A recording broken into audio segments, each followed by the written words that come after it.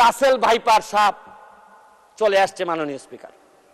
এই সাপ আসার কারণে সরকারে যখন সাপ আসে প্রকৃতিতে বেজি থাকে, এই বেজি করে কি সাপরে নিয়ন্ত্রণ করে, কিন্তু এই সরকারে দেখা যাচ্ছে বিভিন্ন জায়গায় রাসেল ভাইপার আছে কিন্তু বেজি ওই পরিমাণ নাই যে এই সাপরে ধরবে। মাননীয় স্পিকার, আপনি দেখেন এই আমাদের প্রতিষ্ঠানগুলা কত দুর্বল হয়ে গেছে। আমাদের প্রতিষ্ঠান, একজন ভদ্রলোকরে দুদক ধরতে পারে নাই, একজন ভদ্রলোকরে এনবিআর ধরতে পারে নাই, বাংলাদেশ ফাইন্যান্সিয়াল ইন্টেলিজেন্স ইউনিট ধরতে পারে নাই, আর এনবিআর এর মতিউর রহমানকে ধরলে একটা ছাগল ছাড়াই এই লোককে তো আপনি আনতেই পারতেন না।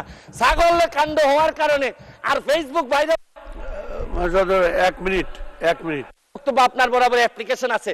আমি 247 ইনভোক করতেছি। এখানে 247 হচ্ছে কি আমার বিরুদ্ধে এখানে একজন মাননীয় সংসদ সদস্য আমার বিরুদ্ধে অভিযোগ দিয়েছেন। আমার আত্মপক্ষ সমর্থনের সুযোগ দেওয়ার জন্য, আমি সময় দেওয়ার জন্য আপনার কাছে দাবি জানাচ্ছি। মাননীয় স্পিকার, এখন আসেন আপনারা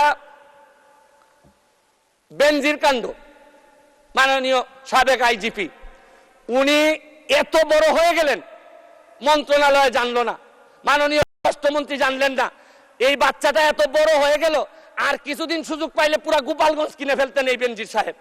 তারপরে এইটার দায় এই মন্ত্রণালয় এড়াইতে পারে না মাননীয় স্পিকার।